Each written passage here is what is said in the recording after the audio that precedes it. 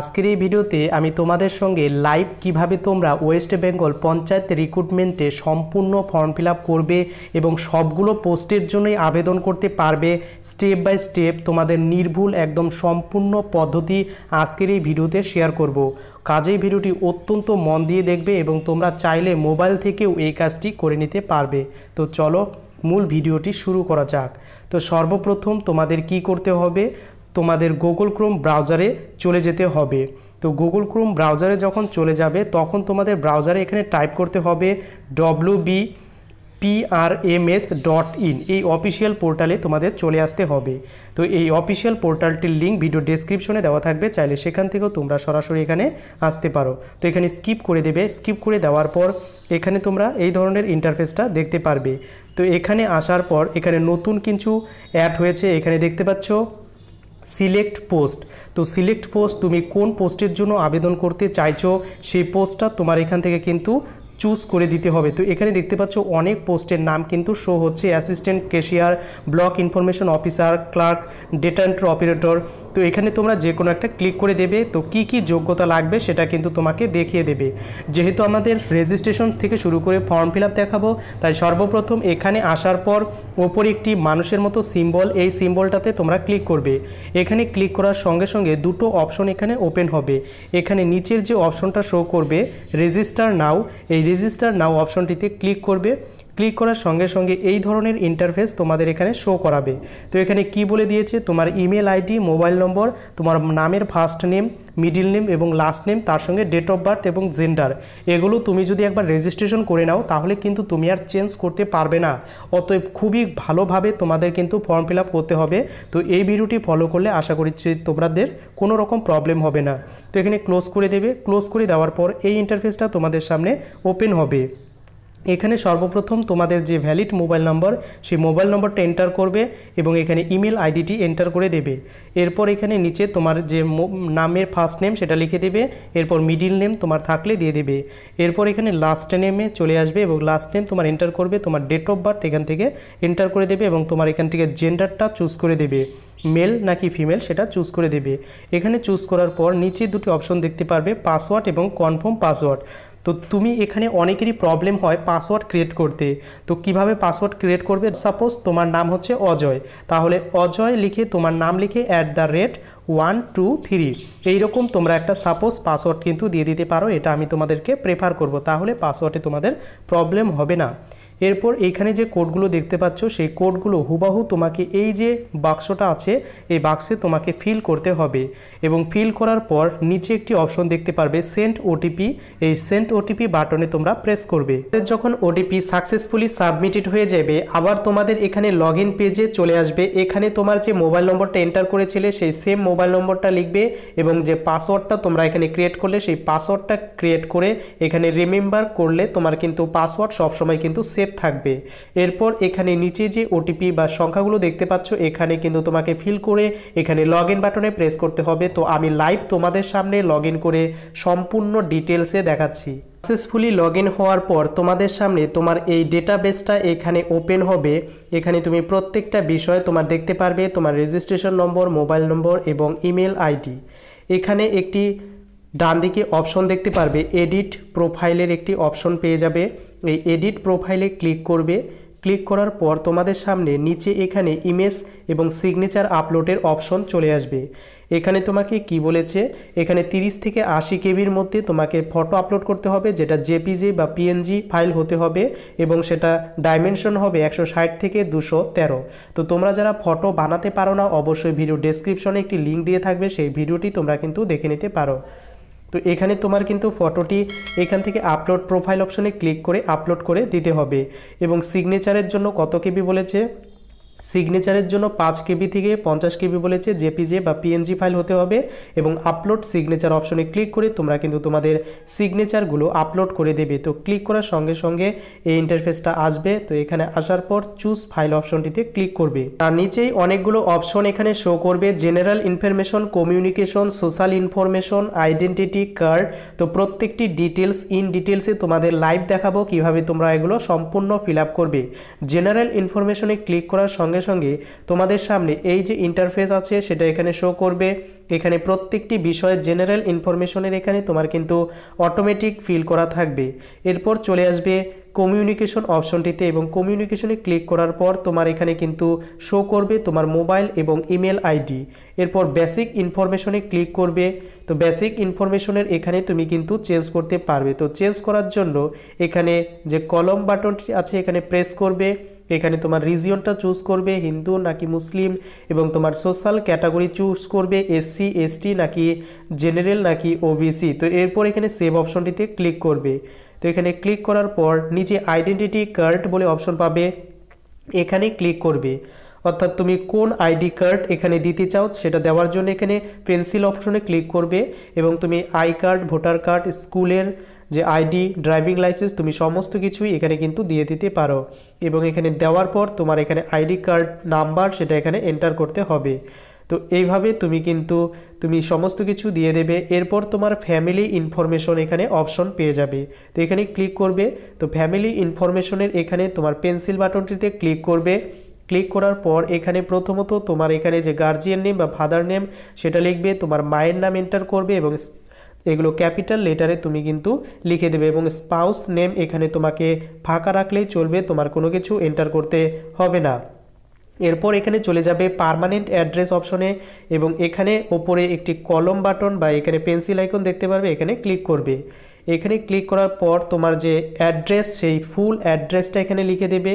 তোমার স্টেট কি, তো স্টেট অবশ্যই তোমরা তোমাদের স্টেটটা এখানে ওয়েস্ট বেঙ্গল চুজ করবে এবং তোমার ডিস্ট্রিক্ট কি সেই ডিস্ট্রিক্টটা এখান থেকে তুমি কিন্তু চুজ করে নেবে কোন ডিস্ট্রিক্টের আন্ডারে তুমি আবেদন করতে চাইছো।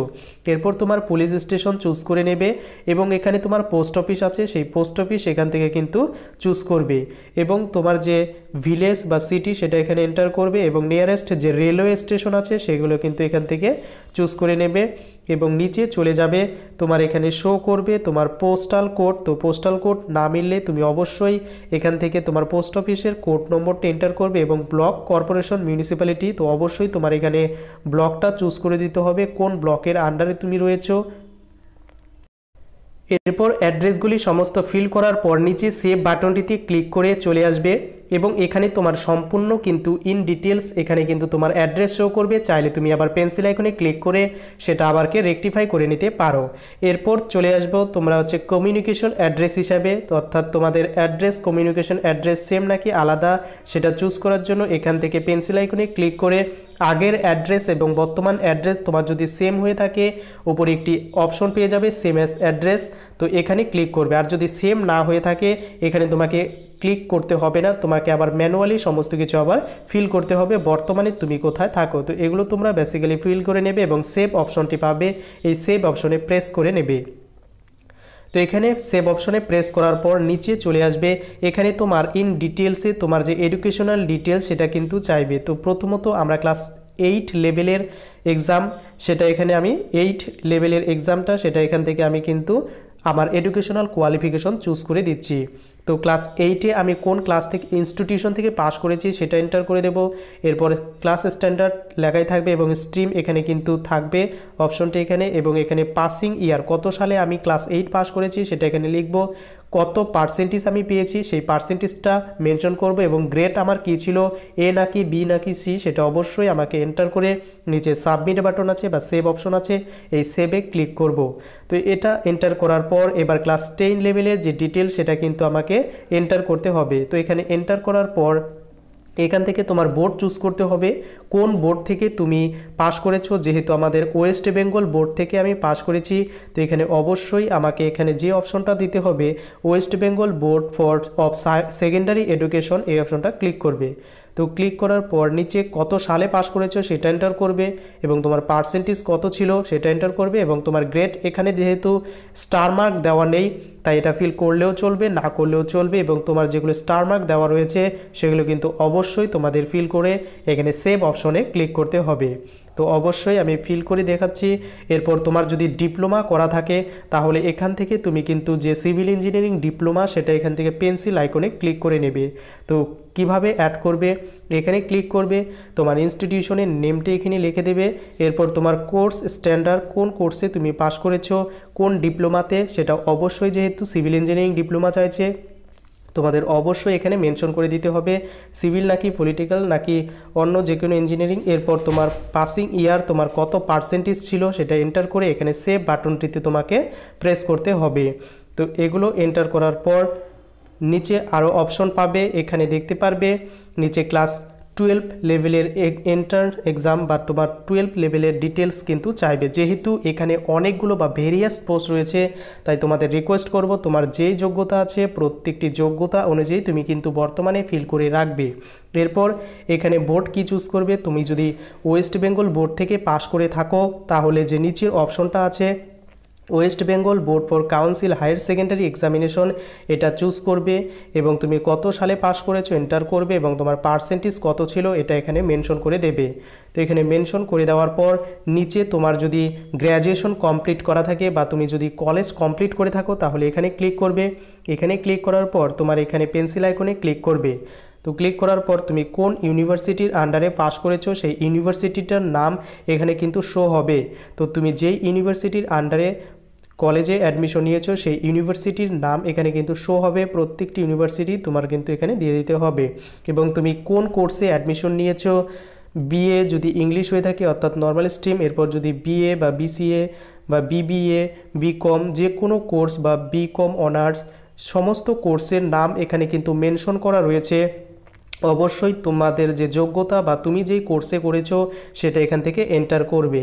এন্টার করে দেওয়ার পর এখানে দেখবে ইয়ার অফ পাসিং, তোমার এখানে পাসিং ইয়ারটা লিখে দিতে হবে এবং তোমার কত পার্সেন্টেজ এখানে পেয়েছো সেটা এখানে মেনশন করবে। তো এগুলো মেনশন করার পর এখানে সেভ অপশনে ক্লিক করে চলে আসবে।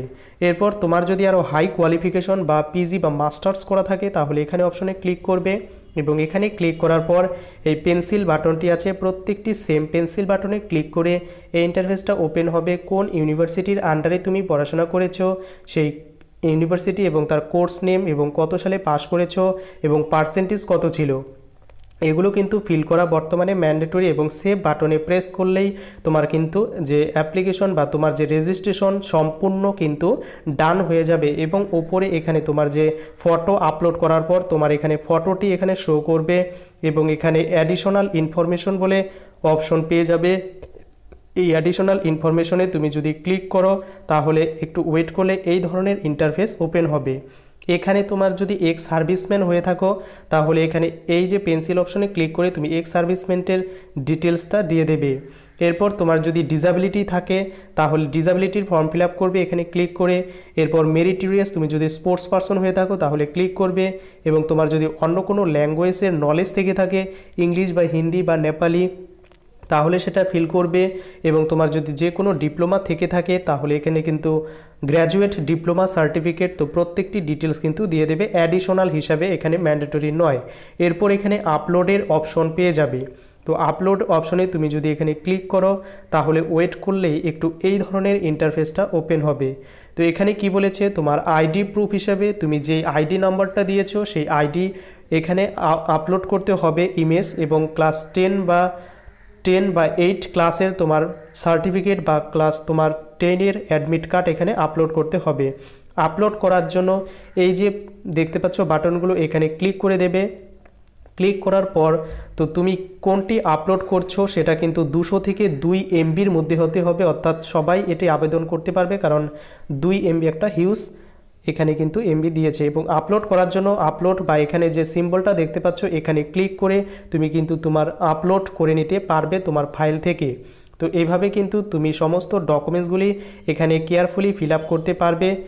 তো এইভাবে আপলোড করার পর তুমি তোমার অ্যাপ্লিকেশনটি কিন্তু কমপ্লিট বা রেজিস্ট্রেশন সেটা কিন্তু কমপ্লিট করে নিতে পারবে। এবার তাহলে তোমাদের অনেকেরই প্রশ্ন, তাহলে ফর্ম ফিল আপটা কী করে করবো বা এই রেজিস্ট্রেশন করলেই কি আমার ফর্ম ফিল আপ কমপ্লিট হয়ে গেল? তো এর উত্তর হলো না। তোমরা এসএসসি বা স্টাফ সিলেকশন কমিশনের ওয়েবসাইটে দেখেছো যেখানে রেজিস্ট্রেশন করা তোমার থাকে, কিন্তু পরবর্তীকালে যখন নতুন ফর্ম বের হয় সেখানে তুমি সমস্ত কিছু তোমার ডেটাগুলো এখানে অটোমেটিক পুট করা থাকে, তুমি জাস্ট শুধু সেখানে তোমার এক্সাম সেন্টারটা চুজ করে তুমি সাবমিট করো। ঠিক সেই রকমই তুমি যদি তোমার সমস্ত এডুকেশনাল ডিটেলস ফিল করে থাকো, তাহলে যখনই এই অ্যাপ্লিকেশন শুরু হবে তুমি তোমার যোগ্যতা অনুযায়ী প্রত্যেকটিতেই তুমি আবেদন করে দিতে পারবে, এক্ষেত্রে কোনো প্রবলেম হবে না। তো অনেকের প্রশ্ন কয়টিতে আবেদন করতে পারবো, তোমাদের কিন্তু প্রত্যেকটিতেই আবেদন করতে পারবে। একটা ডিস্ট্রিক্টের আন্ডারে তোমার যোগ্যতা থাকলে প্রত্যেকটি আবেদন করতে পারবে। তো এই ছিল ভিডিওটি কেমন লাগলো অবশ্যই কমেন্ট করো এবং তোমাদের বন্ধুদের কাছে শেয়ার করতে একদমই ভুলো না।